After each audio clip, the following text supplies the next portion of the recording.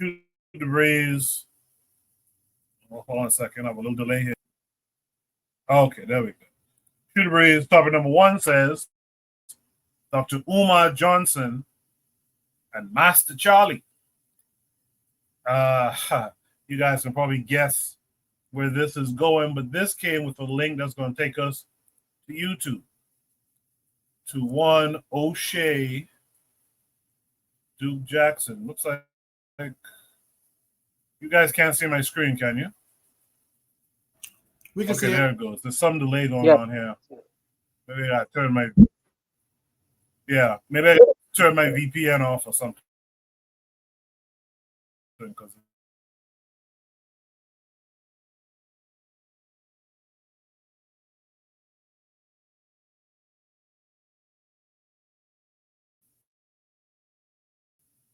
And on the other side, we'll have a discussion about Umar. You remember many years ago, he did a particular talk. And in the talk, he discussed some problematic people in the Black community. And to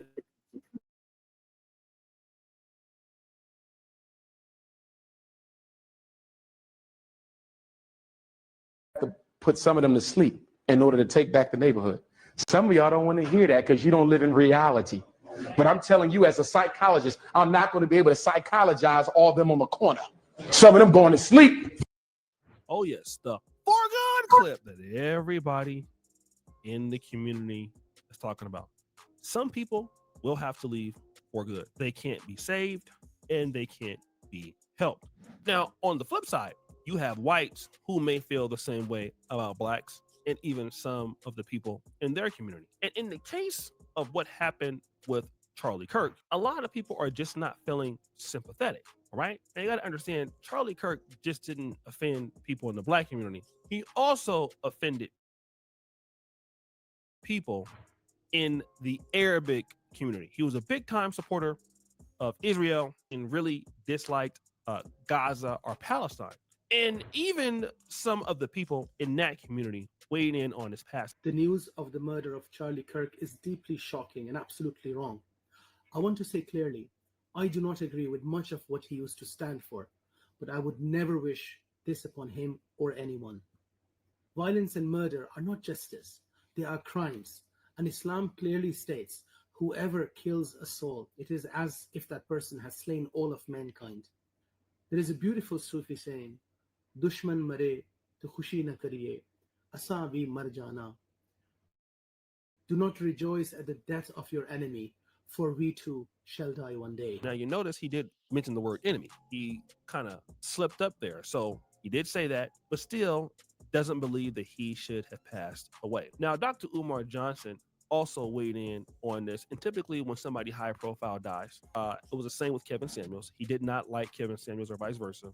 But anytime he sees someone that is being mocked in their death, Dr. Umar Johnson will come to his platform and say something. In this case, Dr. Umar Johnson said something that was unthinkable.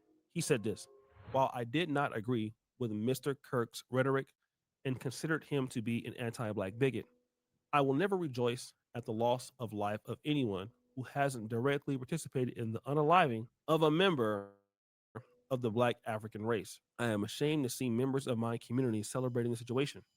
I will never ask you to mourn the loss of an enemy of our race, but to celebrate an unaliving is completely unacceptable. We know all too well that the greatest recipients of political assassinations in this country have been our people. Stop laughing at the misfortunes of others and get prepared. Political assassinations have returned to the United States of America courtesy of the deep state. Now, once Dr. Umar Johnson posted this, it was not a lot of people who were excited about it. Look at this person here. L comment, I'm disappointed. Love and release, you must really need some money.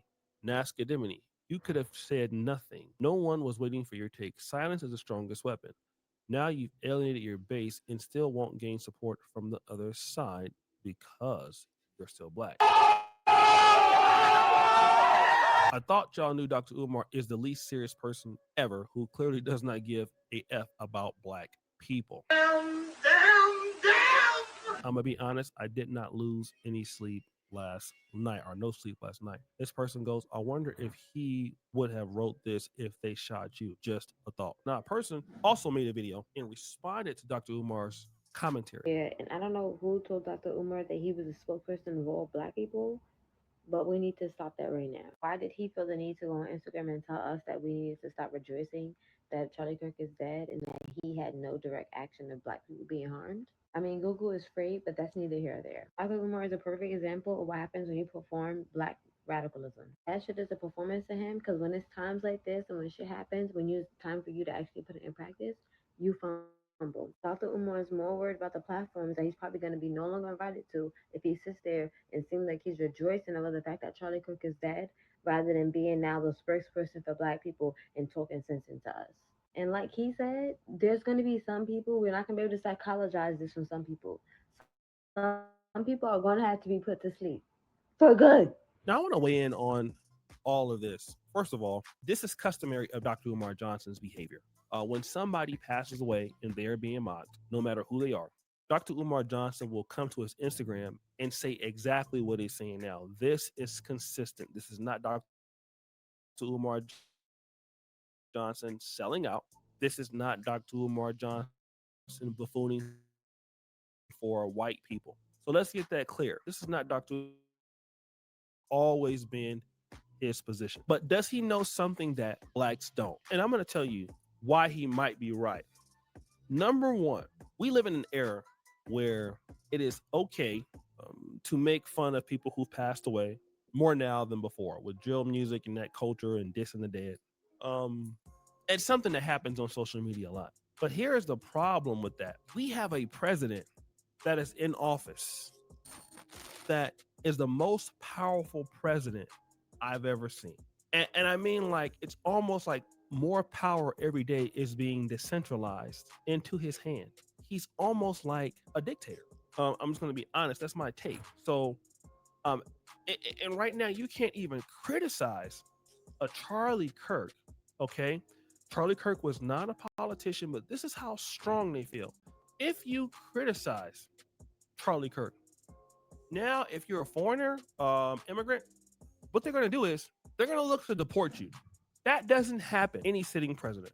That is almost a different, I don't know how constitutional it is, but that's something you expect from an African leader to do. Like we're in the country that I'm in right now, talking about the president badly, don't go outside. Okay. It's, you're doing the wrong thing. Okay. That's how it's starting to be right now with Trump. And so now he's already been shot at before. Okay. And so now he's going to increase his security wherever he goes. His security detail is going to be increased. And as you know, Charlie Kirk was also anti-migrant. So if you are saying certain things, what people are going to do is they're going to look and screenshot what you're saying. And if you work someplace and you happen to have a conservative boss, yeah, you could be fired. And then you try to go and do a lawsuit or whatever, and it's a federal lawsuit. What do you think they're going to do? They're going to pass it by. Thousands of people are losing their jobs behind this. And this is what Dr. Umar Johnson probably understands. Okay, guys, listen, let's not focus on this and just get back to the community. And also, here's another thing. The Charlie Kirk situation is really not our fight. He was critical. He said nasty things with the black community, but black people did not kill him.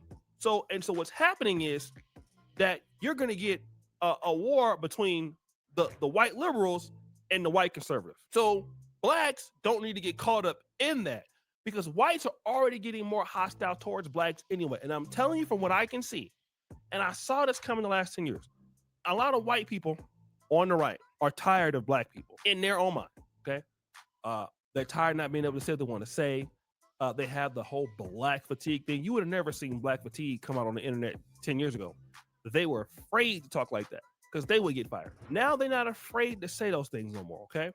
So what's going to happen is black people getting caught up in that is dangerous for us because, number one, we don't own the businesses. They do, or others own the business. So us getting caught up in that put us more in danger with them.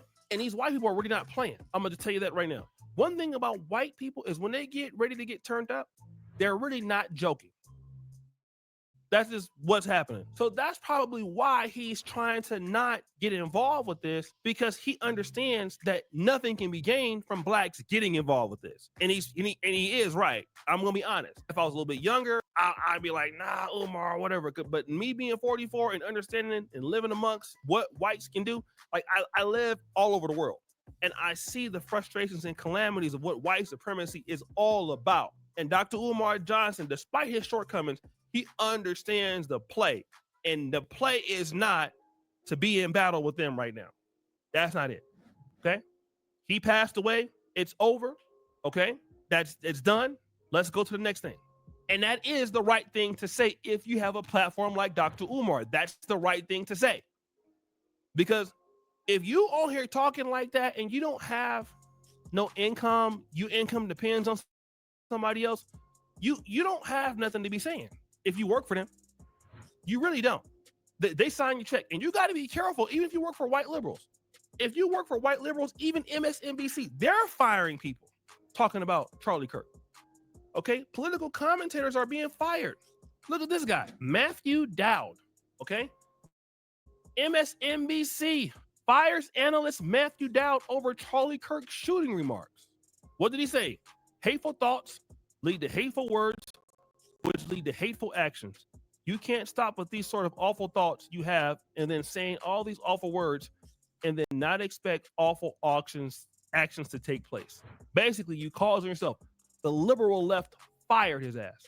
So then if they catch you, somebody online, screenshotting and calling your job, then your ass is going to go too. That's what he knows. So guys, what do you think it's your boy O'Shea Duke Jackson? Back at it again. Episode of Unless I Be Drunk. So KW Don 7 in the chat points out that Camjiverse did a brilliant analysis of Umar's buffoonery. You know, I saw Camjiverse's video come up, but I didn't have a chance to listen to it.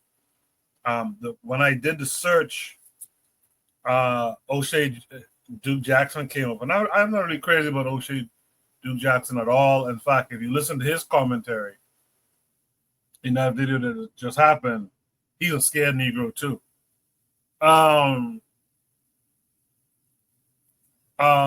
With that said, shout out to KW Don 7, shout out to Trigger Happy 262 Plus, shout out to Issues by Pauline saying good evening, and any other folks out there. There's a Kevin, aka Mr. K, who's out there as well. You know what? While I'm here, before I throw it to the panelists, let me read some comments. Trigger Happy 262 Plus says the whole Charlie Kirk situation shows that many black people would not be ready or bold for political warfare. It further discourages those who are ready because they are outnumbered by integrationists. Well said, Trigger. Well said. KW on 7 says, how's Umar going to teach black boys military science when he doesn't even understand warfare? Warfare starts with propaganda. Kirk was a propagandist who railed against black folk. Trigger mentions that Charlie Kirk, from his understanding and mine too, wasn't taken out by the left, but by someone further right than he is. Also, white folks, and I'm sure it'll be discussed by the panelists, white folks went on a whole rant and tirade looking to go to war and take advantage of HBCU college students, black college students. Kevin, aka Mr. K, says, bottom line, black people have always historically been the biggest victims of cancel culture. With that said, let me throw it to the panelists. I introduced Jack and Buana earlier. I'm going to quickly introduce the new panelists who join us. That'll be our brother Black Steel. Black Steel, how are you this week? I'm doing wonderful. How about yourself? I'm hanging in there, man. Thanks for coming through. As always. With that said, let me start with Jackadero. Jackadero, Dr. Umar Johnson, and Master Charlie. What say you?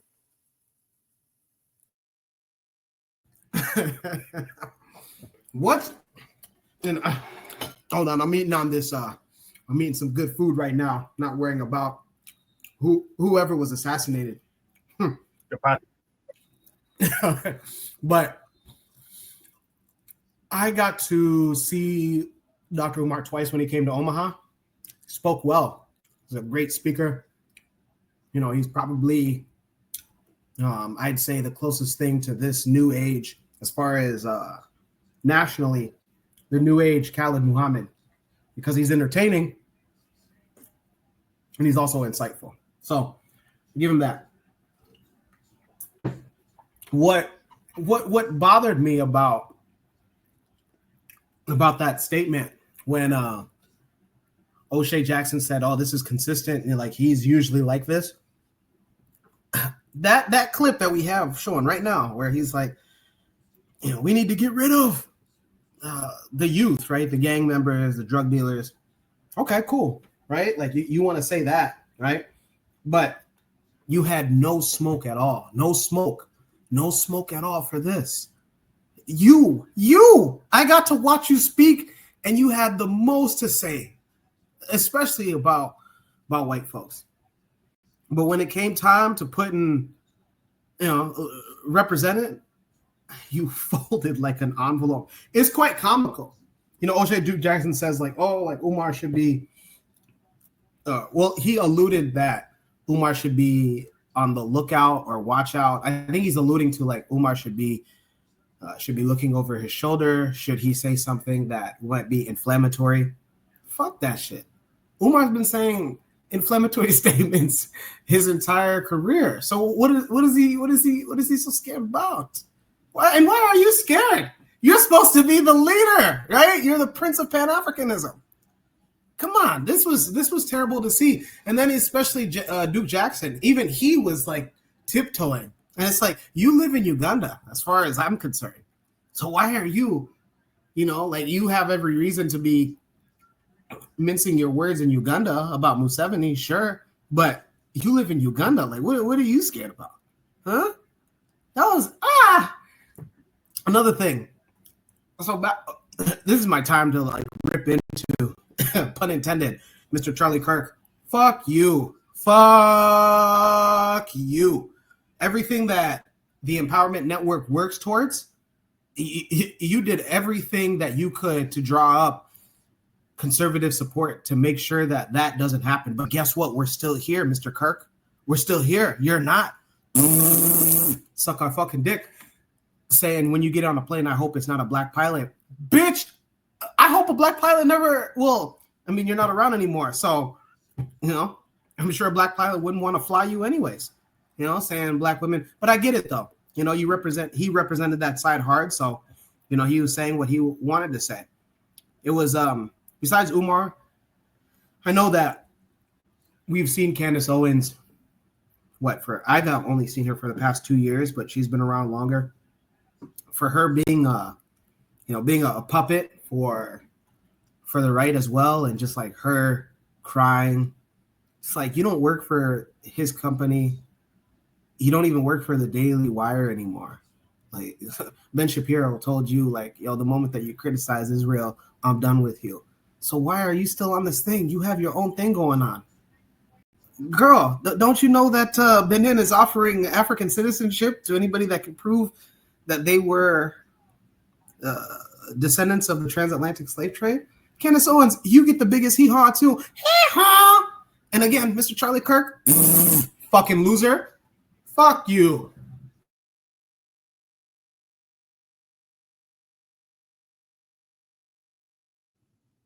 I appreciate that, Jacadero. Yeah, Cheryl is in the chat. She says, what do Umar say now? Well, I posted it on the community tab on this YouTube channel, but I'll read it here for you about Charlie Kirk.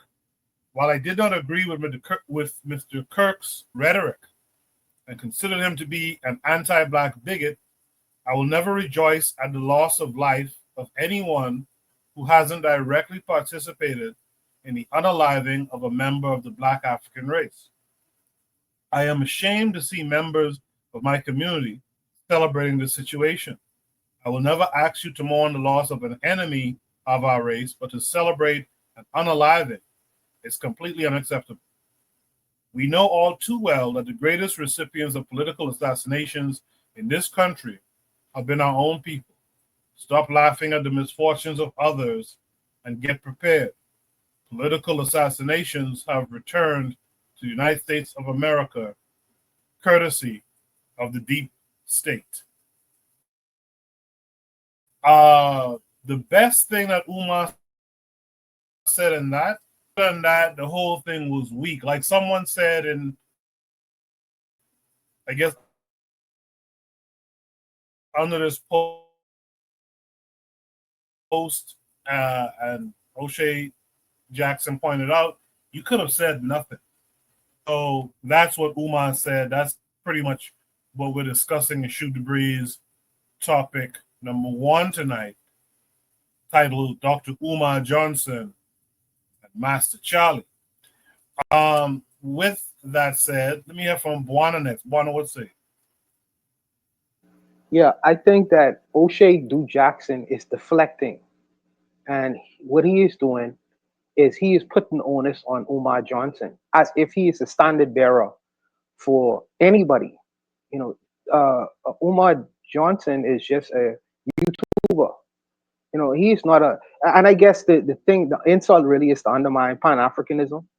And since Dr. Umar Johnson is a person out here, he's calling himself the Prince of Pan-Africanism, people look at that and say, okay, well, the leaders of Pan-Africanism are weak.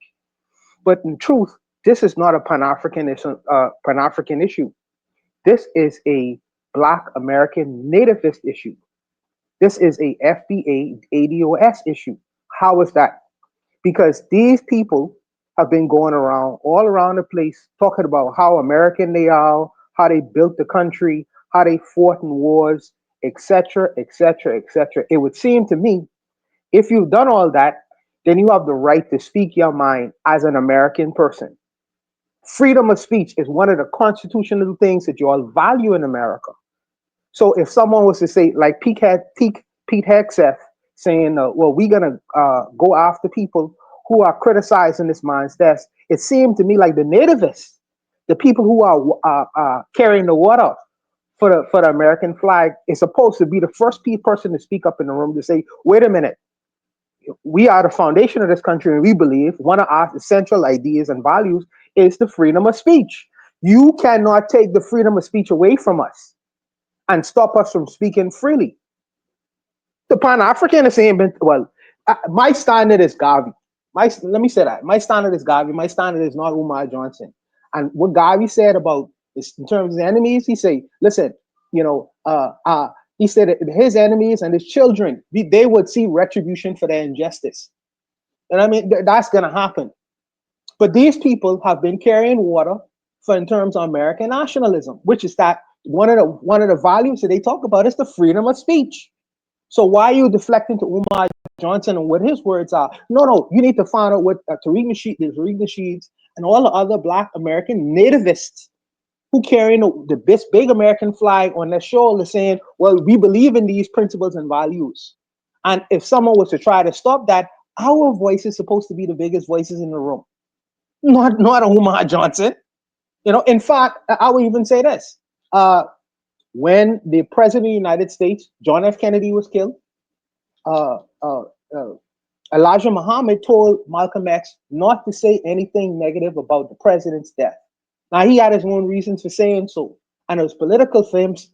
It was politically motivated that he would not say certain things on certain matters. It was politically motivated.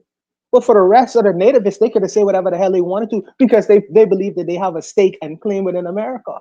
So if someone's saying, well, we're going to cut your ability to speak freely in your American society, you saying you are foundational to this country, these are the things you fought and bled for, your voice is supposed to be the loudest in the room. Why deflect to him? That's the first thing. The second thing is, this is not the first time a person has got murdered politically because of their political opinions and speech. There was just a lawmaker in Minnesota, a liberal. I forget her name is. What is her name? Her name is Melissa Hortman, and her husband was gunned down by a MAGA person, a MAGA person, a MAGA person, because and it was a political motivation and why the person gunned her down. No conversation on that. The president even attended his funeral. This guy is this guy Kirk guy is gonna get presidential medals of honor and all kind of things because of his death. No mention of this lady who was killed because of what a MAGA person did because she was a Democratic person. No mention of that. I think it's Peter Hegseth right now is going around and saying, if you are critical of this man's death or say anything celebratory and you work for the government or the military, we coming after you. So for me, I would think the loudest persons in the room would be the people who say we foundation of this country. We could say what we want to say. We could say what we want to say. So like I say, for me, I see it as a deflection. And also, Umar Johnson is not a representative of all Pan-Africans. He is not a leader of Pan-Africanism. But this guy wants to go after Pan-Africanism, this O'Shea guy, and he couches it in this kind of, oh, this guy is or whatever. I know the young bulls like Jacadero have their sentiments, and I respect that. But sometimes you have to step away from the problem really to assess it. And there are many people who have been fired up to this point. Many Black people are getting fired for celebrating the death of this guy. For celebrating the death. Is that beneficial for Black people or people who look at Black people who want to see them do well? I don't think so. So yes, his response may have been a milquetoast one because there are people who looking at him and saying, well, maybe we should respond this way because they understand that the minister of war or minister of national defense is going after people who are seeking to criticize this man's death. So I don't know what his angle is in doing that particular thing. But I would say this. I understand when we speak on these matters, the American history or the people who look at American history, they just start where it is, wherever the situation happened. But George Lincoln Rockwell, anyone under the sound of my voice, look him up. He was the head of the American Nazi Party. His speech was identical to Charlie Hegseth, not to Charlie Kirk or whatever, identical. And one of his own members in his own organization gunned him down. History is to have a way of repeating itself for whatever. If you want to spread that hate, it's gonna come home back to you for whatever reason. But I don't look at Dr. Umar Johnson for this thing. I don't look at. I think that this is an answer for the FBA people and the nativists to answer and respond to what is actually going on and the fallout from it. Not Umar Johnson. I really don't. I don't see what the importance of that is. I really don't. But for people who look to him in terms of leadership, they can have their way with it. I just see it as don't deflect. Stand on what you believe. You believe in this right-wing politics, right-wing ideologies, and right-wing principles. Now it's time for you to represent what you stand for, and it seemed like you want to pass the buck off to someone else. Pan-Africanism, or in terms of what this guy talking about, is trying to create his own nation state. So what happens in another man's country? Well, they usually have political answers that are milquetoast, a general recognition of what happened, and they move on from that because that's not their purpose. That's not their purpose. But your purpose is we believe in Americanism. We believe that we should be acknowledged. We are the foundation of this country. And if someone is trying to stop you from all the so-called rights and privileges you enjoy, where you say you build a country, then you should stand up and say, well, you can't do that to me. So I'm saying don't deflect. Stand on what you believe. And this particular guy, O'Shea Duke Jackson, is one of these people who is a Black American nativist. Stand on your Americanism. But that's what I believe in. That's what I believe. So I'll just leave it. I'll leave it. I get what you're saying, but this guy, Charlie Kirk, was integral in influencing our conservative politicians here in Nebraska. some of the pivotal programs that we got going on under the Empowerment Network was heavily criticized and heavily scrutinized by people that were influenced by Charlie Kirk. The governor, when our first black mayor was elected back in May, the governor went on TV and said, I don't see me working with him. He had no other reason to say that. No other reason. No other reason. Fuck this guy, Charlie Kirk. Fuck him. Fuck him. And Umar, Umar, if you're listening, how does it feel that out of all people that stood on business, it was Tariq Nasheed this week that stood on business instead of you? I've been to 2 of your events, and you've been standing on business up until this week. Tariq Nasheed has been the one to be like, no, fuck that guy, and fuck everything that he represents. Imagine Tariq Nasheed. I love what you said, Buana, about like, yo, the FBA got to take care of this. And look at that. The FBA has been standing on business and saying, yo, you didn't fuck with us? So cool, it's fuck you. And then the Prince of Pan-Africanism, you might not look him as a leader, Buana, but guess what? He's been a leader nonetheless. The Prince of Pan-Africanism. Literally, he's made a career out of being this guy, right? This guy. If we're Pan-African nationalists, this is one of our guys. This is the most public guy that we got. I can't name a more public figure of Pan-Africanism in the United States than Dr. Umar Ifatunde. And you crumbled. You crumbled. This is ridiculous. It was ridiculous, Buana. But Jacadero, you see him as a leader, and I understand that. But leaders in organizations, leaders have obligations to the people who they lead. This person, Dr. Umar Johnson, I understand he's a very good speaker, but he works alone. He's like one of them jackleg preachers who goes from one church to another church. He answers really to no one. He said he was going to build a school that's not been built in, many years.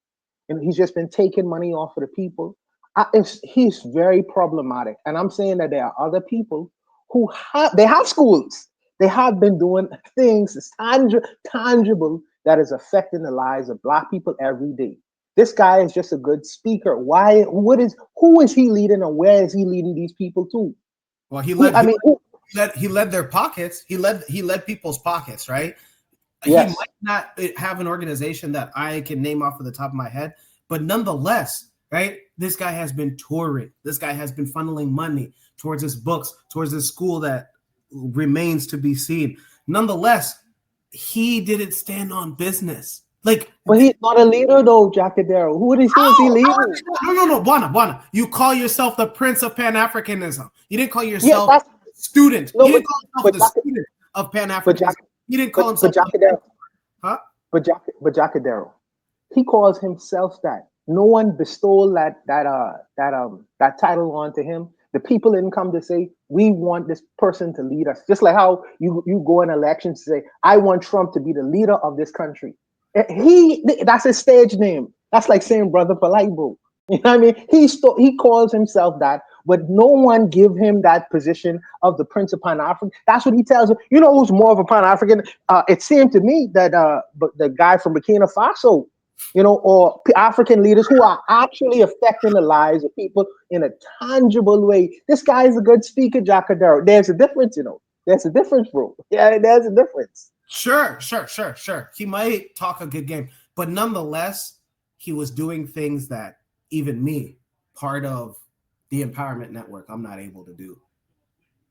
I just here in Nebraska. Give me an example. Besides having the ability to get a lot of Black people to give you money. There was a pastor just this week who was indicted federally because he was a preacher, but he was doing all manner of things to fill his coffers and make a whole lot of. He solicited a whole lot of people to make him a multi-millionaire. And at least he had a structure. At least he had a church. This man is. I understand you are moved by his words, but I tell the brothers on this panel all the time: don't watch what men say. Yeah, and I tell the sisters that watch what they do. Watch what they do. That's the most important part of it. Yeah. I mean, you might not look at this the same way that I look at this, but this guy was getting invited to African countries officially on an official level. That's something that here at the Empowerment Network, even our CEO, William Barney, is, at least to my knowledge, we aren't getting officially invited to African countries. This guy was in Nigeria at least 3 times 2023, from the pandemic all the way up until 2023. This guy has what was the effect of him being there? Did he leave anything behind, like an institution or a school? Did he provide money for the government? What did he do? I don't know. He gave a good speech. That's like me inviting Tina Turner. Do you know, brother, that Burna Boy wanted to go to perform in Burkina Faso, and the leader of the country say, no, brother, no, not right now. We are too busy building. We have too many enemies at our gate. It ain't time for us to party right now and feel good. We are working. I mean, but like I say, we maybe we see a little bit different on this point. Yeah, maybe. Okay, great. So Nigeria has their priorities not in order by allowing Umar to come and speak. That's not for me to decide. That was their leadership. I'm saying, though, that you don't look him as a leader, but guess what? Other influential people, political leaders do. He was granted Nigerian citizenship. I don't have that opportunity. Our CEO, William Barney, hasn't had that opportunity to get citizenship from African or Caribbean countries. I'm still disappointed that Tariq Nasheed stood on business. If we can pull up Tariq Nasheed's tweets from this week after Charlie Kirk got sniped, which he should, fucking loser, boo! Tariq Nasheed stood on business before Umar. That's crazy. That's crazy to me. I know you're like, we shouldn't care about Dr. Umar, but guess what, Juana? A lot of people do. A lot of people with influence, a lot of people with political influence do. And that's what we need to pay attention to. Okay, great. So then I shouldn't look at Dr. Umar as this certain way. Sure, he might have self-proclaimed himself as the Prince of Pan-Africanism. But nonetheless, this guy had the eyes and ears of Black people across America. And the one time that he could have just, like it said, he could have just said nothing. He could have just said nothing, but he didn't. He decided to speak out. Great, cool. Now guess what? Now other people are going to start to say, who else needs to step up? Shit, come to the Empowerment Network. Come to Omaha, Nebraska. Come to the Empowerment Network. We'll stand on business, and we've been standing on business. Good little discussion between the two of you there. But let me move on to Black Steel. Black Steel should be something one says Dr. Umar Johnson and Master Charlie. What are your thoughts on that? All right. Umar is a flim-flam artist, and he's always been a flim-flam artist. I'm sorry I didn't recognize it sooner, but he's always been a flim-flam artist. He proclaimed himself to be the Prince of Pan-Africanism. Everybody knows that if you're a leader, right, the people make you a leader. You don't make yourself a leader. The organization, the movement is bigger than any one person. But yet he's continuously put himself out front. It's pure narcissism is really what it is, right? And that's why, he's broke. He say he has no money. His school's being foreclosed on. Because it was all a flim-flam. He never intended to build a school. He always intended to run off this Pan-African grift, right? And as Black people, especially African Americans, we are unfortunately primed to accept grifters and flim-flam artists in our midst. It's unfortunate. It could be because we went to the church and the pastor was out here flim-flamming and lying. I don't know what it is, but unfortunately, mentally, many of us are too accommodating for those who take advantage of the people, right?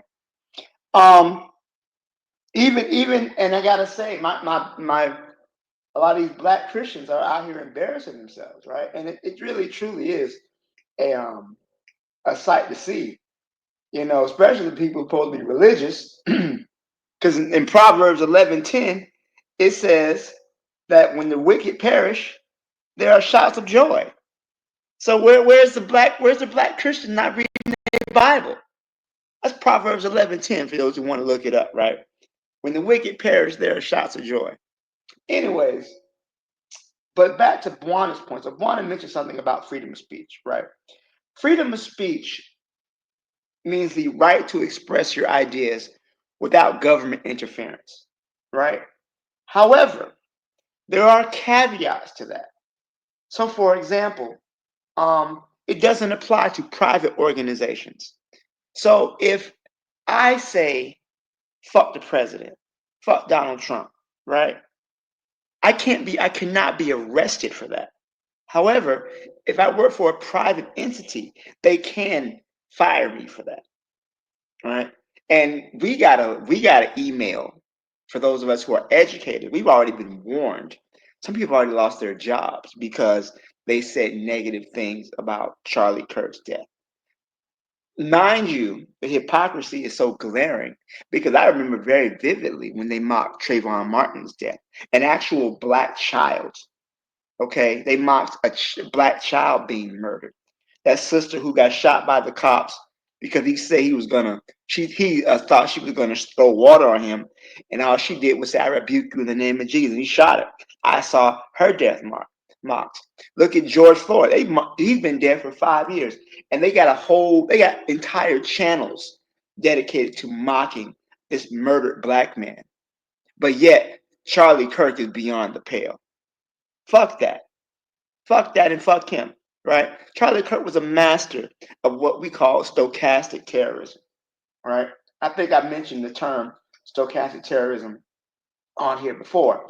But stochastic terrorism describes the use of rhetoric by public figures to demonize a group of persons, increasing the probability of a statistically predictable but unpredictable act of violence. Basically, they set the stage. They say, fuck these Muslims are dangerous and whatnot. And then, but if somebody goes out there and attacks them, they can claim plausible deniability.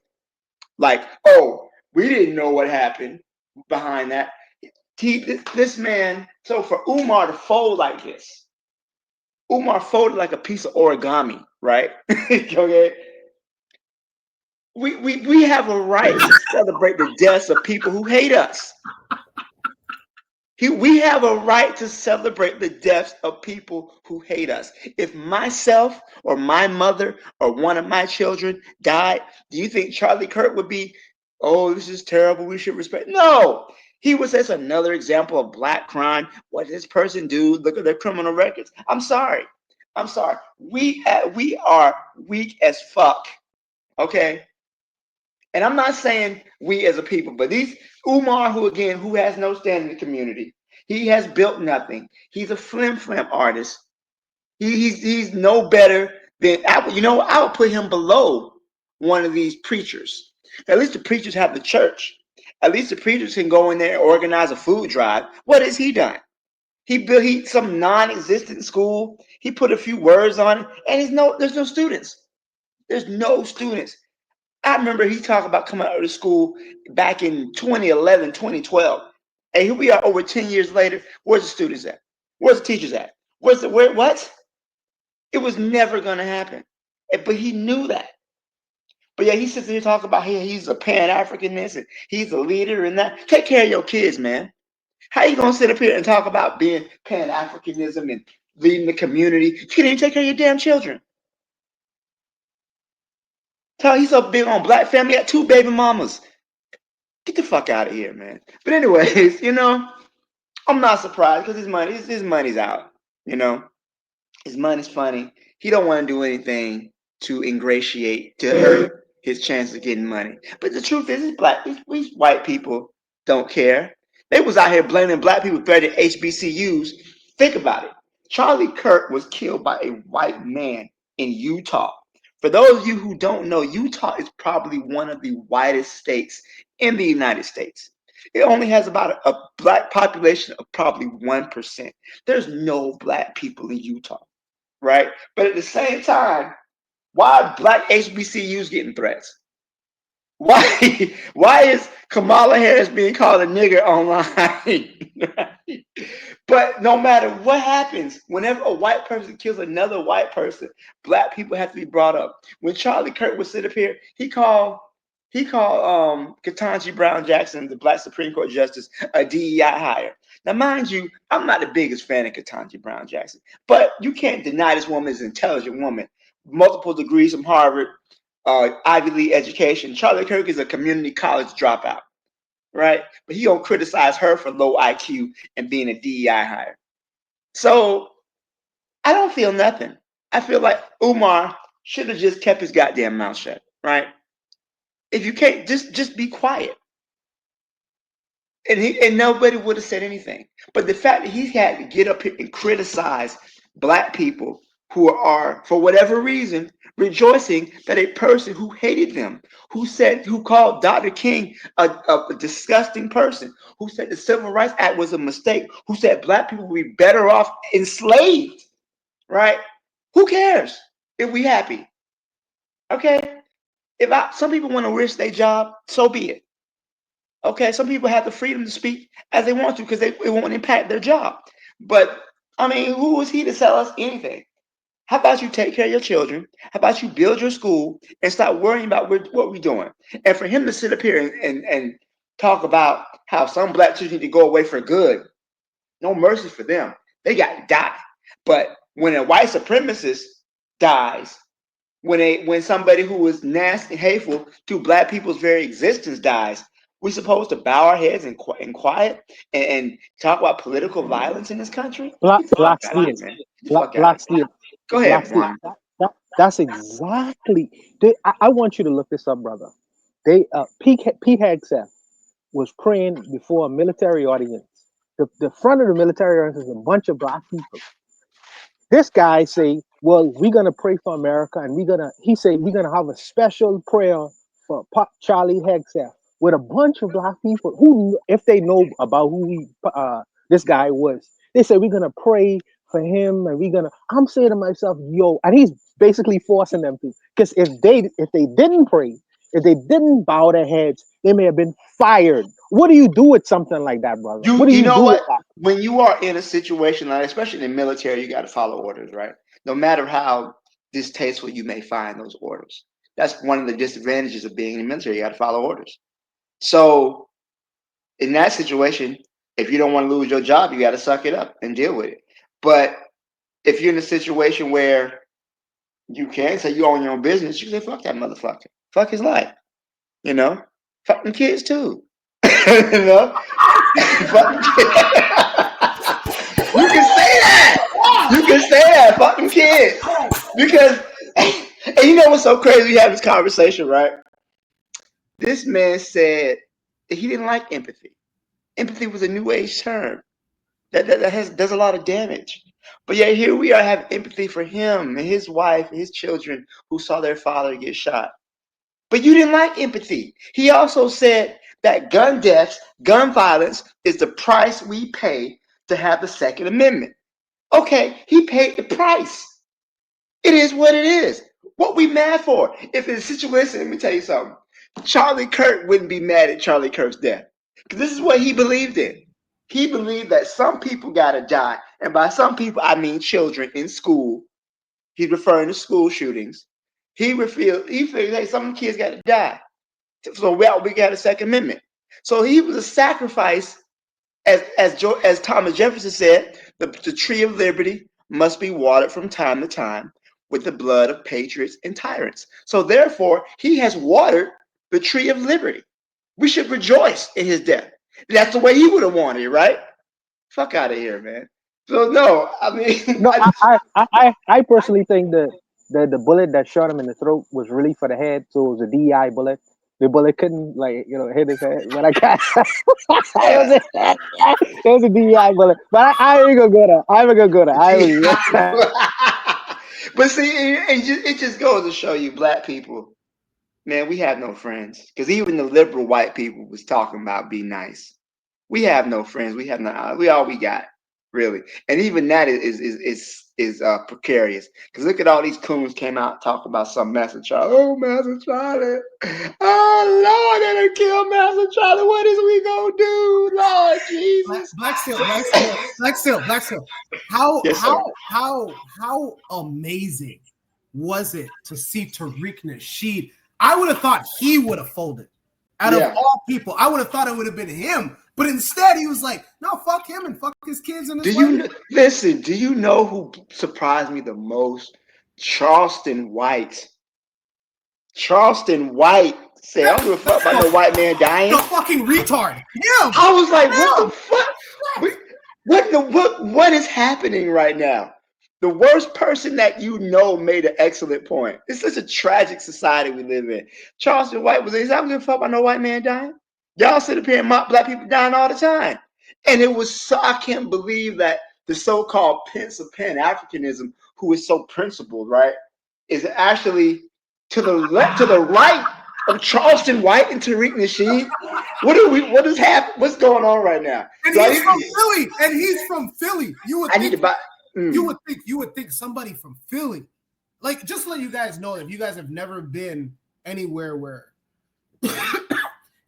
Umar's been, he stands out about 6'8", because I know the bodyguard that was assigned to him works for the bodyguard that was the main bodyguard that was assigned to him leads one of the few Black Rifles Association here in Omaha, and he's 6'8", and him and Umar were, when they stood next to each other, they were like eye to eye, and it's just like amazing. Like, Umar, like what? You could have just said nothing. Shit surprised me this week.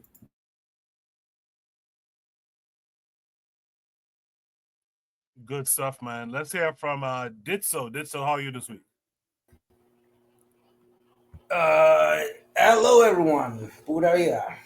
Been busy, especially with the gringo military wanting to invade Venezuela, but that's another story. Anyhow, on subject. One can be human enough without losing its dignity. But to choose to police over the reaction of people over the death of somebody like Charlie Kirk, who, for all intents and purposes, was an idiot with a microphone. No best way to describe it. I mean, the guy was an idiot with a microphone, and an idiot that generated influence in the worst manner possible. But what gave me a certain grade of satisfaction was the ironic way of his death. You know, one bullet to the neck. I mean, let's be real. The shooter was a mediocre shooter. He was about 119 meters away. He was aiming for the head, missed, and hit the neck. So, I mean, it was okay-ish shot. Obviously, anybody who's ever shot a rifle of that nature knows that you got to shoot at center mass, not at the head. Head is the hardest point to hit, especially from that far away. But anyhow, just in the same way, those like Charlie Kirk celebrated the deaths of in history of those of our own leaders and our own people. Why should we be subjected to the expectations of solidarity when one of their own dies by the hands of one of their own? This was a white-on-white crime, which is something that is heavily untalked about. White people kill more white people than anybody else. You know, their own kill their own. And I guess Black Stills right now laughing his ass off because he knows where I'm going with that one. So anyhow, point being is Charlie Kirk in the last, I would say, almost 70 years is just one more example that United States is nowhere far from what happens in my region, Latin America, Central America. Hell, in the last 60 some odd years, a president has been assassinated. A candidate to presidency was assassinated.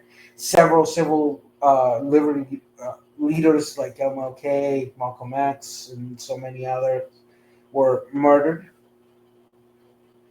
And this new recent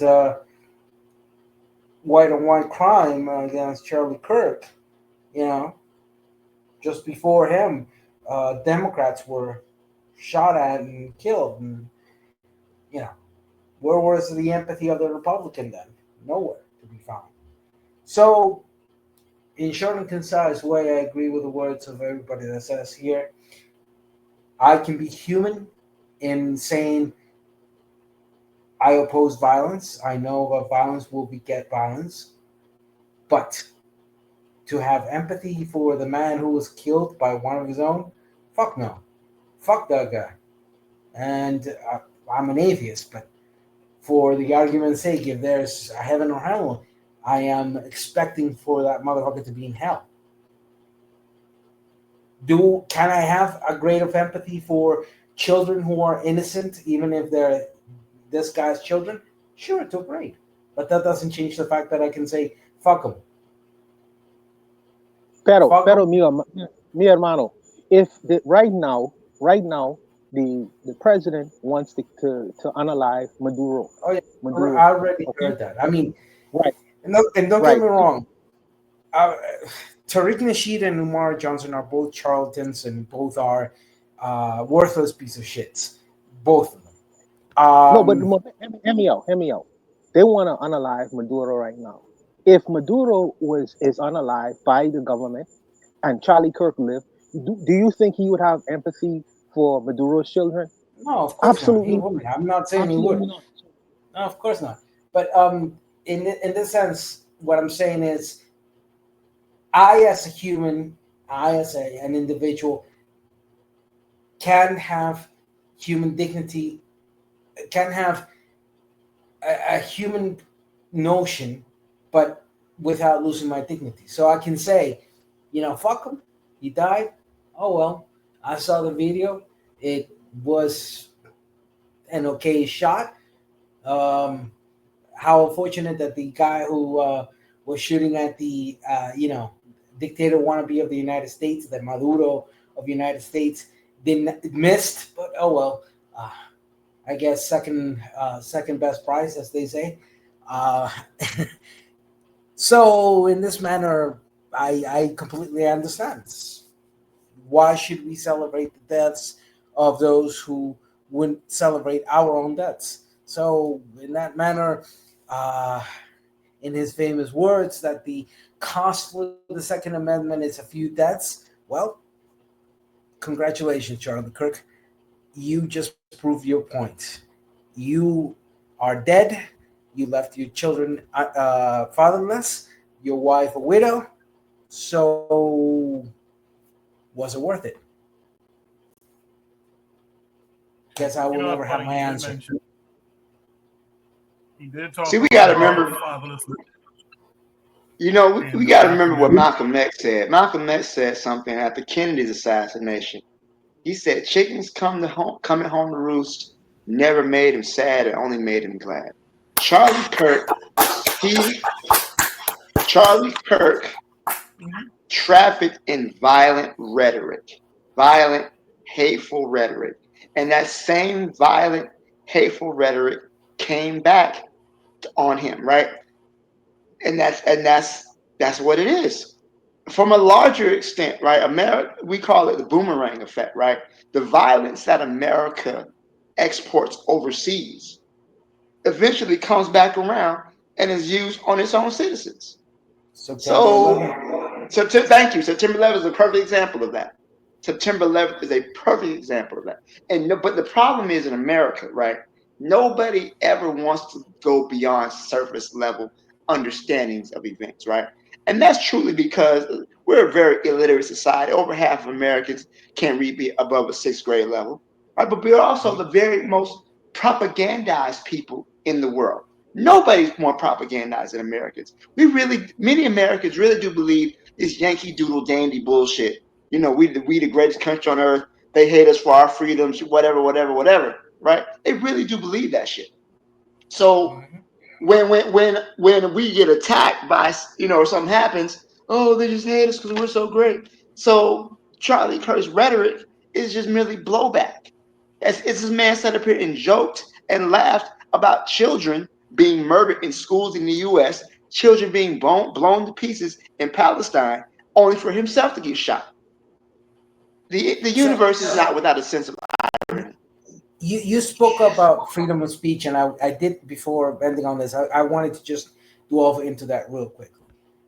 See, the problem of notion of rights within the United States is that it's just like their imperial metric system, outdated, and they stubbornly maintain notions that are non-functional anymore.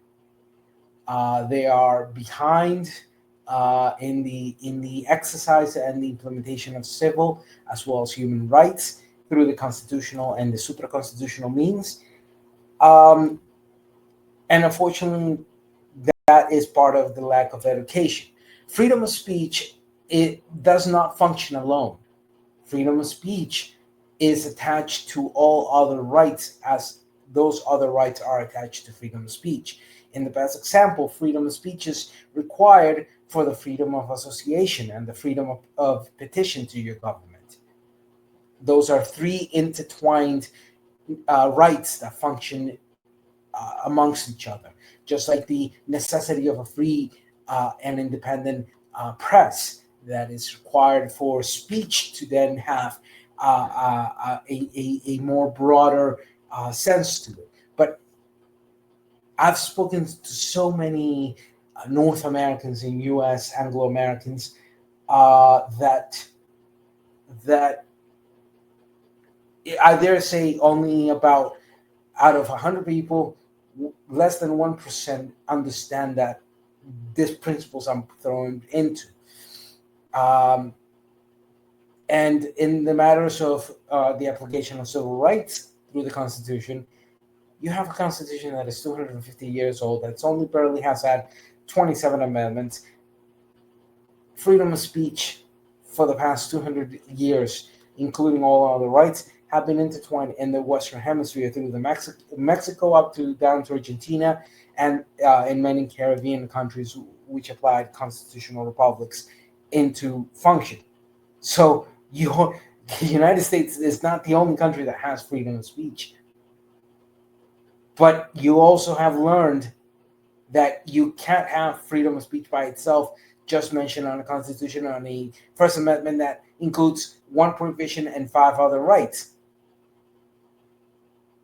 The point being, and to close with this, freedom of speech leads to action. Mm-hmm. I want to build on that for a second. Let me conclude on this. Freedom of speech directs to action. And freedom of speech that directs to action has consequences on the real life. And today, Charlie Kirk is a consequence of his freedom of speech. It came back to haunt him and bite him on the ass. I just want to build briefly on what Ditso just said in this freedom of speech issue, because they had a prompt last week where this African guy says Black Americans have no culture. And it's on that particular front that I believe African Americans have a culture of freedom of speech. They have a right. In fact, they are the most expressive Black people in the world because of that right of freedom of speech. That's one of the parts of the culture that I really respect. You know, they have a right to say "fuck the president." You know what I mean? F the president and F you if you don't like me. They in terms of speaking up for their rights, in terms of being the most vocal people in the world. I feel like that is a part of their cultural heritage and background that African guy ignored, and I appreciate that. I appreciate people who are expressive and have a right to say. See, me in my country right now, if I say F the prime minister, the police will show up at my door.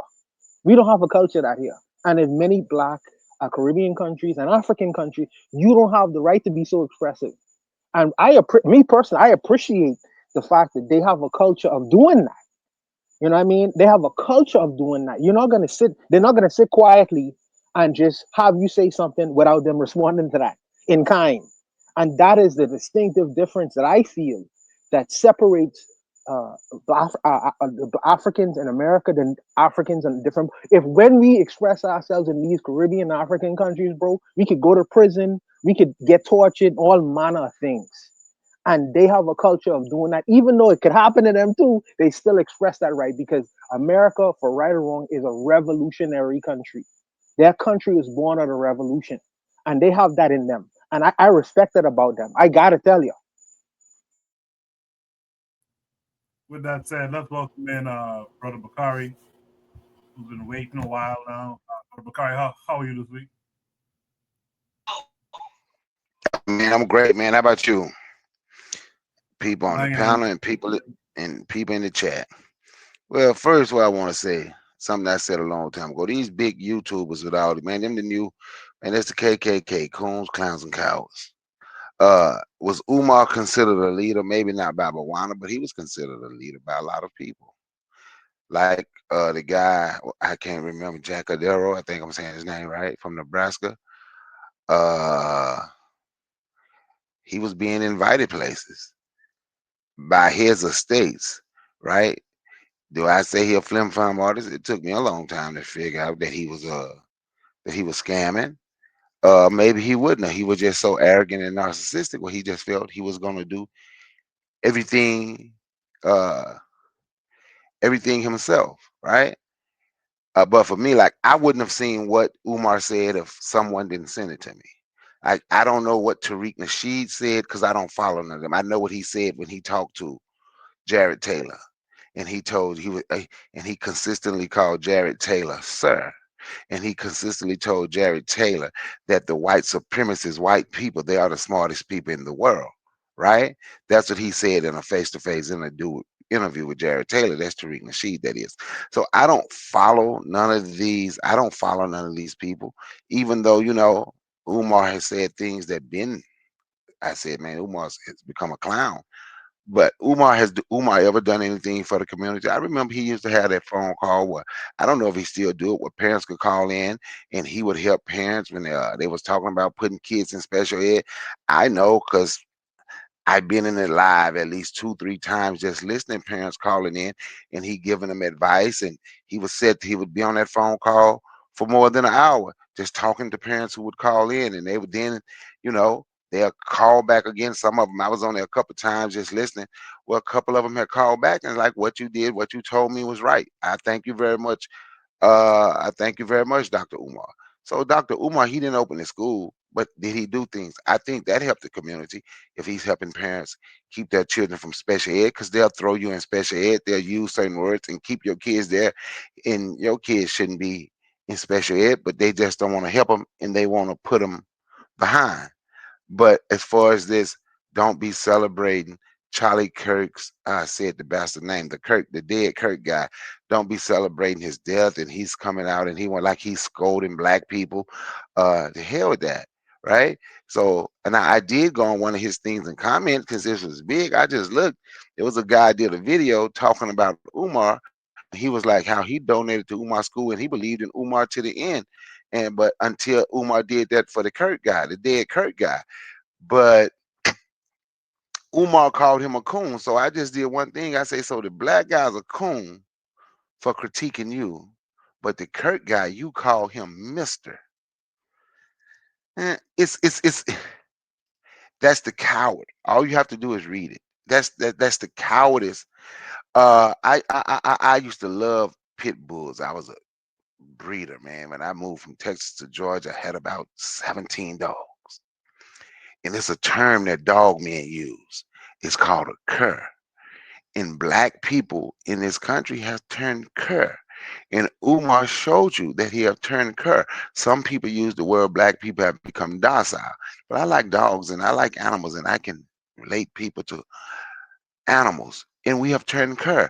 Turning cur is all the courage and everything you have been beaten out of you. In that statement Umar put out, it has been beaten out of him. It has been beaten out of most black people in this country. And one thing he did say, like Koku said, be prepared. That's the only thing he said, right? But now I'm gonna go back. While everybody beating up Umar, it's something I won't let go. There's a lot of black people that chose the KKK in the neo-Nazi trying to prove how dumb black people was to vote for a Democrat in this part. What's the difference? What's the difference in those people and Umar? There's really no difference other than we talk about Umar because Umar is known and people see Umar, but there's really no difference when coming up to the campaign. And I just say myself, and I can say Kofi, and I can say Afro Think Tank, and I can say other people, how black people wanted to prove to us that they were smarter than us by I won't vote, I vote third party, or I vote Trump. It's okay for him to be in, they're both the same. There's really no difference. They are all choosing the KKK and the neo-Nazis over their own people. And none of them never come back and say, you know what, man, I was wrong. We was wrong about this. This guy told you everything that they're doing, he was going to do it. But nobody want to come back and say they're wrong. So it don't start with Umar Coward's statement. It starts during the campaign when the lunatic in office grabbed the mic and basically talked about how he wanted to hurt black people.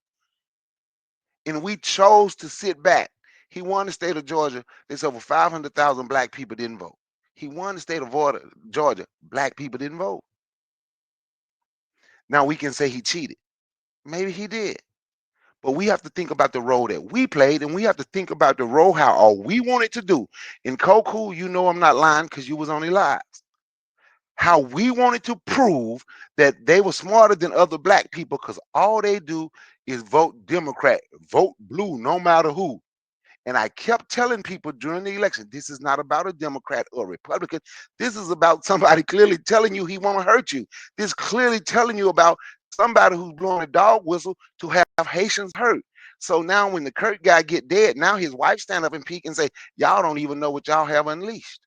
So now Umar said, get prepared. I'm going to ask the question, are you prepared? And on that, I yield the mic. Bakari with the pressure. As per usual. Thank you for that, brother Bakari. With that said, let's hear from Sister Alma, Sister Cheryl from the chat. Cheryl, how are you this week?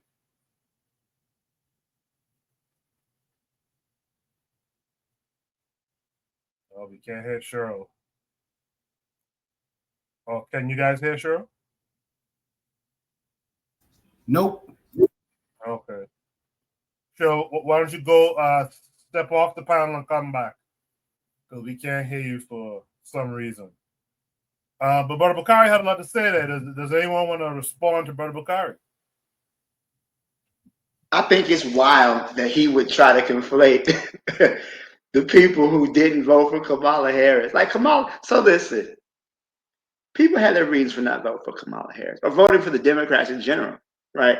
There's a lot of problems with the Democratic Party in the United States.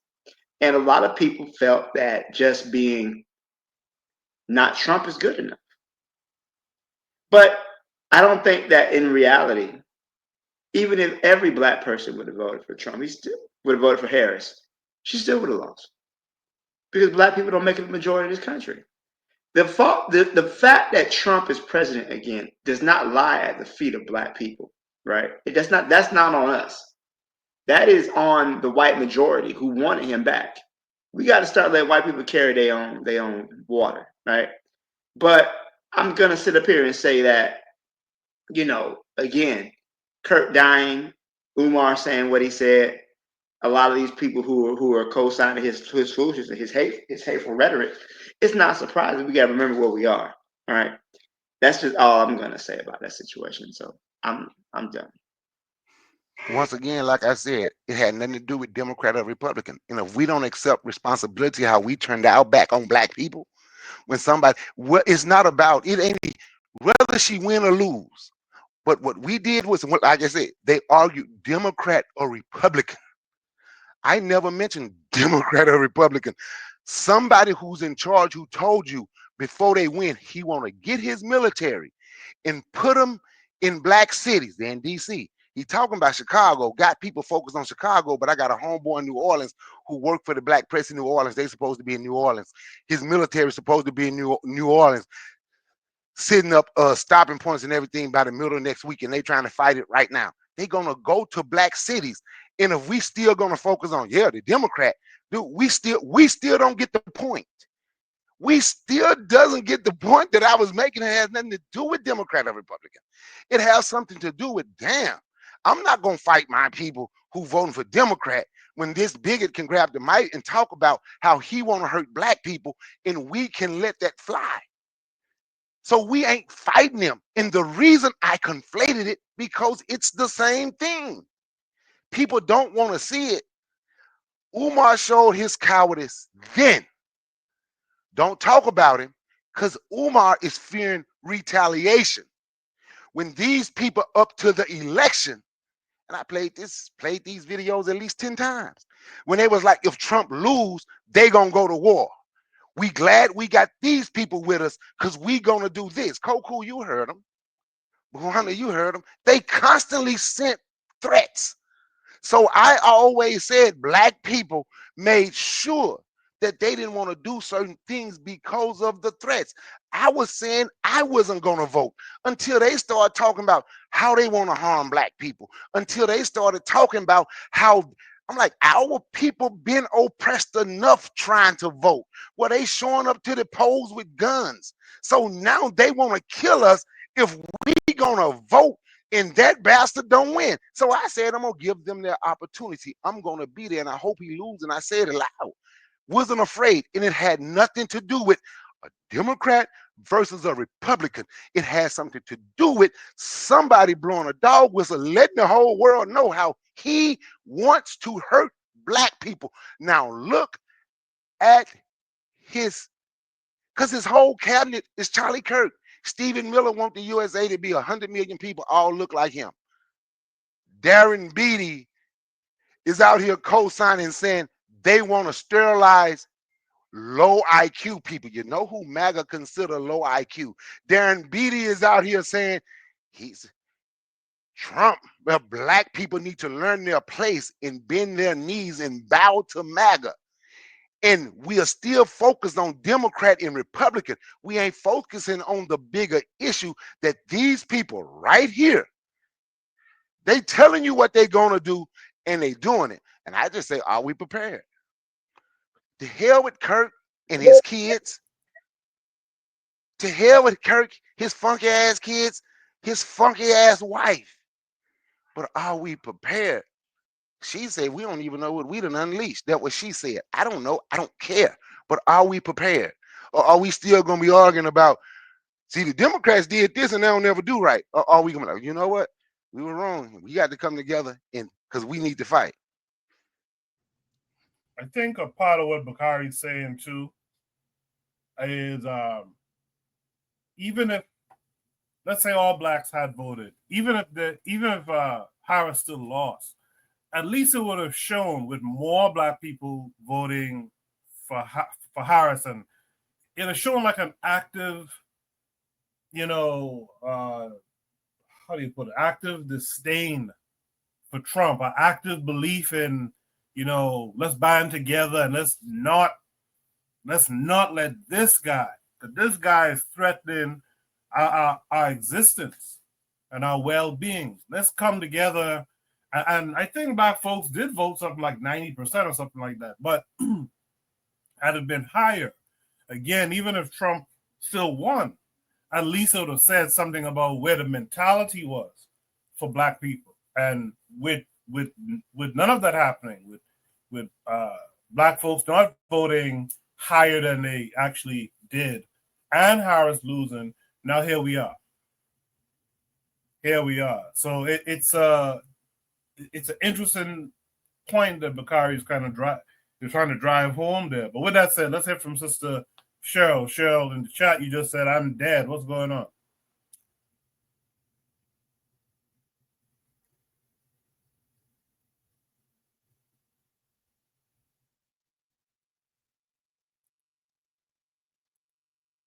Can you all hear Cheryl? No, she's still silent. I can't hear her. Take your phone off. Take it off of mute, Cheryl. Come on. Yeah, I'm trying to, because I want to push on to the next topic, but I was really hoping to hear what Cheryl would have had to say. Cheryl, I'm going to take you off the stage. Try to figure that out, and let me know when you're ready to come back. I wanna at least just give my 2 cents. Yeah, go I ahead. am concerned about retaliation, and I know one of see, Brother Bakari is mentioning the voting system and how black people whatever, but I want to the consequences. What is the consequences going to be? Because these people are saying that they want a war now. Okay, now, and they are targeting specifically, HBCUs. That's been mentioned. Now, Keebway is out of HBCU. Okay, my niece is in Atlanta right now, first year at university. I am concerned about lone wolves feeling empowered to do something in terms of what happened to this guy's unalivement. So I would suggest that people on HBCUs exercise your Second Amendment, exercise the Second Amendment, and it's a serious thing now in the United States, man. I am very concerned, very concerned. So I would suggest the brothers and sisters exercise their Second Amendment rights, because you don't know who coming on campus trying to engage in ridiculous things. And this is where we are right now. So I am concerned with right now, right about now. Yeah. Uh, just to put this forward, retaliation is coming, even if the shooter was a white nationalist Christian, born and bred in the middle of the United States, Utah. That is coming. So, yeah, just get prepared, and in that event, it's you or them. Appreciate that. Did so. So KW7 in the chat says 92% of black women voted Harris, 78 of black men voted Harris. So, to go back to what I was saying. How many black people didn't vote? I'm sorry, I don't mean to cut you off, Coco. Tell them to look up and find a number. How many black people didn't vote? And that's the point I'm making. Yeah, Bakari, if the people didn't vote, that's because they didn't feel the party offered them anything. And that's why, watch this. And that's why, and that's the stupidity I keep talking about. That's not stupid. Hold on, that's not stupid at all. So you telling me somebody can grab a mic and talk about killing black people, but I'm more concerned about a Democratic Party? And now look, it's so let me ask you. We live in a two-party state, right? If the Republican Party is saying we're gonna do this, and the Democratic Party says this, they saying they're gonna kill you. One says they're gonna kill you. But here's the thing. Here's the thing, though. What is the Democratic Party offering to Which their one said they? Okay, so watch this, Coco. Let me say this. Right? Where did Trump say he was gonna kill black people? Where did Trump say he was gonna kill black people? I don't recall Trump saying that. Trump didn't have to say it. So hold on. Wait a minute. You say who? Because so let me finish. I showed several. Coco saw it. I showed several times the governor of West Virginia. I showed several times damn congressmen from North Carolina. I showed several times senators. Coco, am I lying? When they was talking about if Trump lose, how they ready to go to war? Am I lying, Coco? They said it several times. When we sit here, hold on, let me. But hold on. And we sit. Wait a minute. But look, this is my point for me. So now we don't have no unity, because for me, anybody still talking about a damn Democratic Party, they don't know what side they on. I know I'm on the black side. So who is supposed to? They are confused. They are confused. You don't say it's not about Democrat or Republican. So who were they? You're on the black side, dude. You're supposed to be on the black fucking side. When people talking about killing black people, how the hell you said it talking about a Democrat and Republican? Who are this is why I don't fuck with some of my family now. Who are we supposed to vote for? If you say it's not about Democrat or Republican, right? The Republicans you vote for the person who you know have a chance to win, who don't want to do this shit. But this is why that Boondocks with MLK was so damn funny. Black folks wax and wane. Love what did they wax and wane? Love to talk, but they never explain. We wait till the pressure get on, then you worry. But see, here's the thing. But see, here's the thing for me. When I say people don't know what side, I know what side I'm on. I'm on the black side. So I tell the Trump, I didn't vote for Trump. I tell the Trumpsters, I tell the non-voters, and I tell the third-party voters that can't even say they fucked up. When shit hit the fan, I got 6 guns and I got a minimum of 1,000 rounds per gun. I'm suited and booted. I got food. I ain't got to go to the grocery store for 3 months. Don't come to me. I want to just kick into this. Hold on for a second. Hold on. Go ahead. I got something. Go ahead. Yeah, I really want to kick into this because it touches to the core of the issue. I've already lived through this in Venezuela, where the bipartisan system ended up where it's today. Look, yes, you're right. The conversation is no longer Republican and Democrat. The conversation has, and it always will be, the issues and how through the constitutional republic you elect the correct people into those positions of bureaucracy or administration or government, what you would call government in that sense, to put forward the best policies to resolve the issues that are affecting either day to day, week to week, month to month, the people.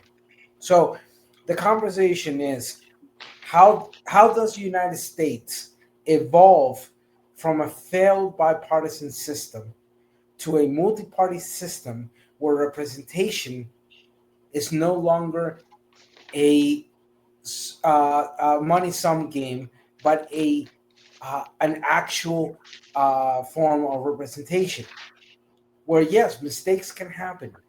It's not a perfect system, but at the end, the question is how, and that for you in the United States, you're not even remotely close to even having that particular conversation.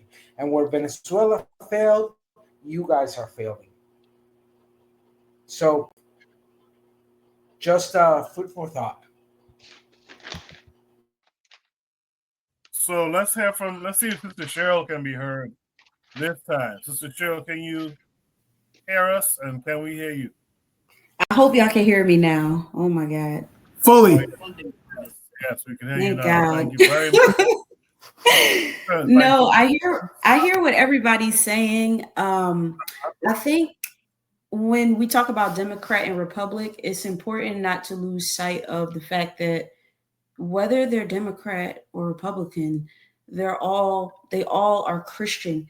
And if they're not Christian, they have Christian values.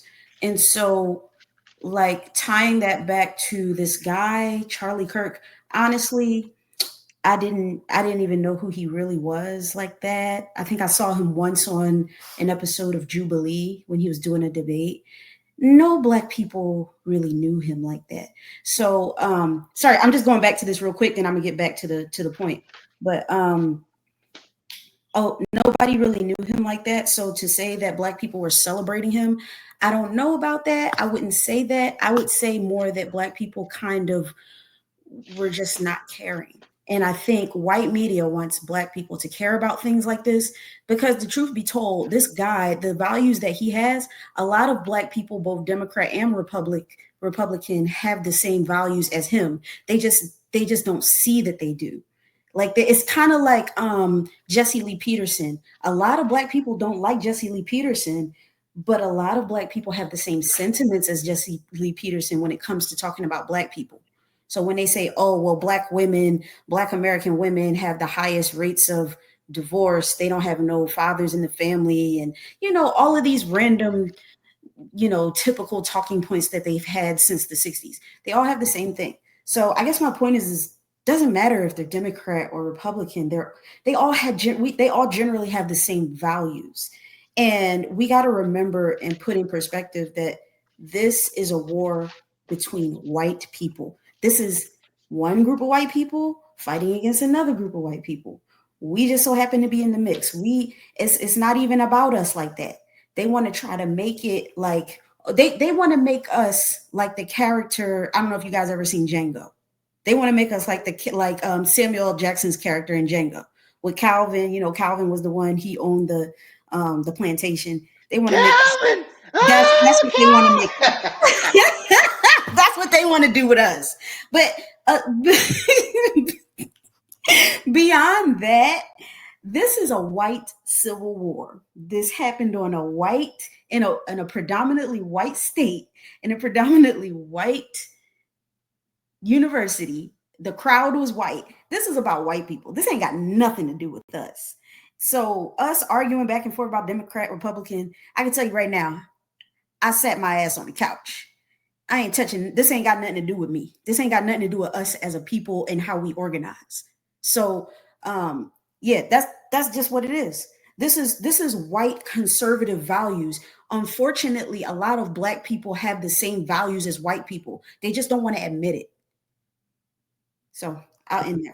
But sister, Cheryl, let me ask you a question. I can't hold on, brother Bakari. I personally think it has everything to do with you, sister. Everything. Because they are blaming you. They blaming you. They saying the Republicans are saying you are causing the ills of society. That's okay.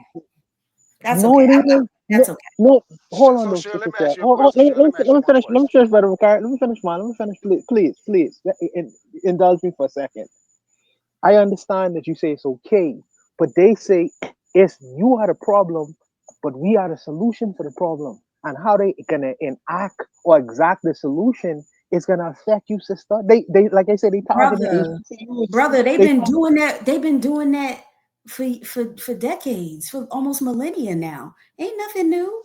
Only people is new to is people that just got here. Y'all the ones that's like all of a sudden you're like, oh no, this shit been happening. This ain't nothing.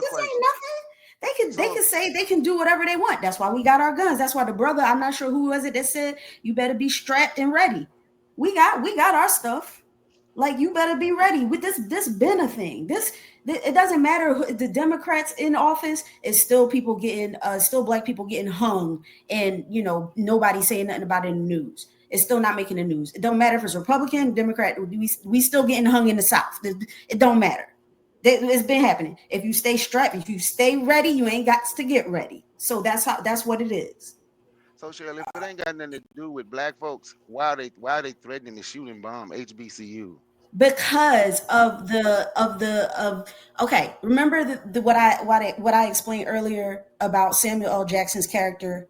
If you in Django, they want us to care because it makes them feel better. It makes them feel good. That's not about us caring. That's not about us caring. I don't see how we can ignore that these folks want to kill you. It's not about ignoring it. It's not about ignoring it. It's to make us care. No, if you stay ready, you ain't got to get ready. But no, this is a white. You got to remember, this is a white civil war. Anytime there's something where white people disagree ideologically, they're always going to try to drag Black people into it. This is not new. So because they've been killing, so because they get mad with each other, yes, and start shooting Black folks or want to kill Black folks, and they've been doing it for decades. Mm-hmm. That means that now let me get this mindset, because I had this conversation with somebody the other day. So that means because they've been doing it for decades, it's okay for the person. Wait, let me finish. My bad. Go ahead. Because you sat on the couch. So it's okay for the person that told Black people what he was going to do with his military, blew a whistle to hurt Haitians, want to put these, basically they've been saying what they was going. So since they've been doing it for decades, it's okay for us to say, you know what, it's okay for him to be in charge, because that's what white people do. Sorry. Go ahead. Because see, I'm gonna say this. That doesn't mean that it's okay. But instead of focusing on white people's elections, we need to be focused on organizing different factions of Black people, different groups of Black people. You have Haitians and you have Jamaicans and you have you have Nigerians and all kind of continentals and African Americans divided. We should be focused on that. We shouldn't be focused on white people's elections. We should be focused on organizing amongst ourselves. That's their crap. They've been doing that since the 50s or whatever. They gonna do what they do. We shouldn't be doing what they doing. Why are we trying to be chocolate covered white people and try to do what they do? Ain't nobody. Let me say this right quick, Jack, because I was patient with everybody before I spoke, because I'm finna get off here. Go ahead. I'm gonna say this. So you say, so now we should be trying to work together. I'm going to be honest with you. I don't want to work with nobody who think it's okay for people like this to be in charge. Okay. It's not Okay. focusing. It's Wait a minute. not about It's not. okay. Let me finish. It's not focusing on a white people's election. It was focusing on how these people was talking about what they want to do to black folks. I don't Okay. see how. That's the only point I ain't making. I wasn't talking Okay. about. I don't give a damn about a How Democrat. is voting in white people's elections Oh. going to change how we respond to white people? We need to be doing our own thing. We need to be organizing amongst ourselves against them. We don't need to be participating in their stuff because they can manipulate. It's just like participating in their statistics. They can manipulate their own statistics to say whatever they want to say.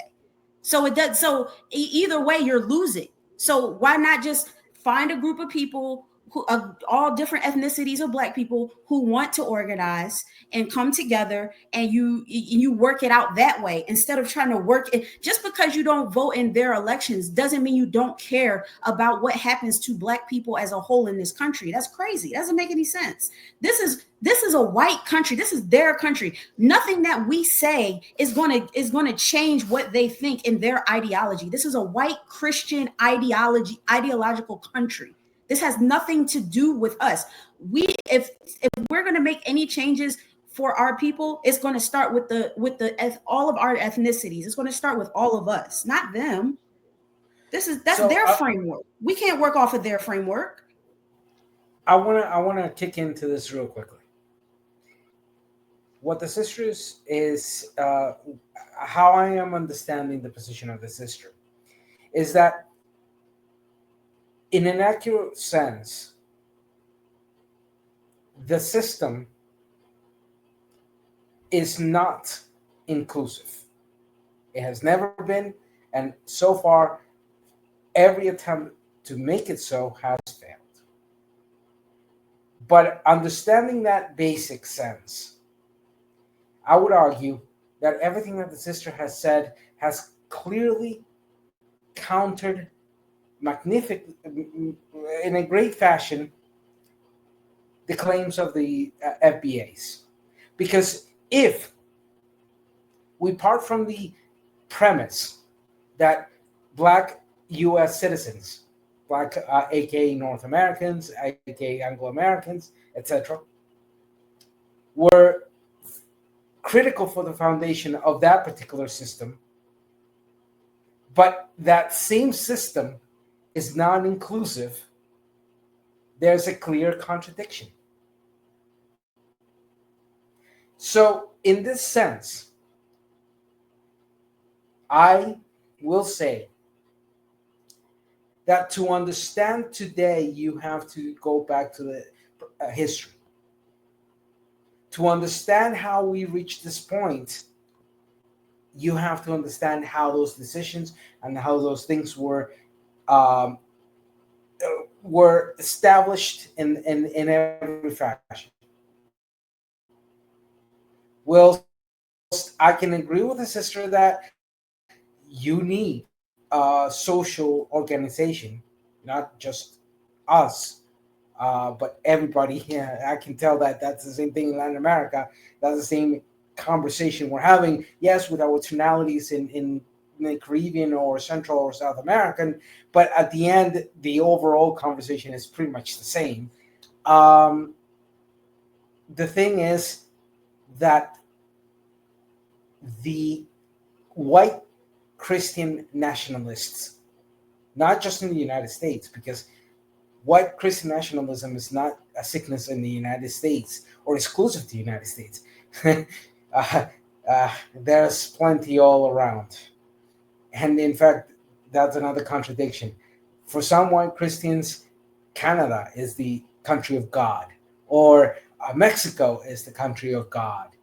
And those in the United States are false because they follow a false God, not the God that pointed Mexico as the best country in the nation, or Canada, to give an example. So, to make it very short and concise, in order to have what the sister is demanding accurately,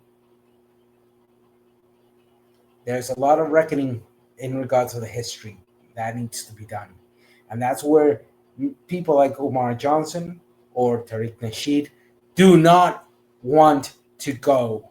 And that also means looking at the good, the bad, and the ugly of prior leader figures such as Malcolm X, Martin Luther King, amongst many others. And that means that to deconstruct positively is a hard work. That's all I'm going to say. Food for thought. If there's any last thoughts on this prompt, let's keep it very brief. I want to move on to at least It's one. almost 10 o'clock. Let's just move on to the next one. I mean, it's almost 10 o'clock, really. We've been in for almost 2 hours. Yeah. So, I mean, again, I'll allow someone to be very brief, but other than that, we'll move on to Shoot the Breeze topic number 2. Shoot the Breeze topic number 2 is a palate cleanser from that first topic, so that's one good thing, as it addresses economics. Shoot the Breeze topic number 2 says, it's not coming up. Shoot the Breeze topic number 2 says, is aid killing Africa by the economist Dambisa Moyo, as requested? Is aid killing Africa? Oh yeah. Let's go to this attachment, and we'll play a couple minutes of this. Latest appalling chapter.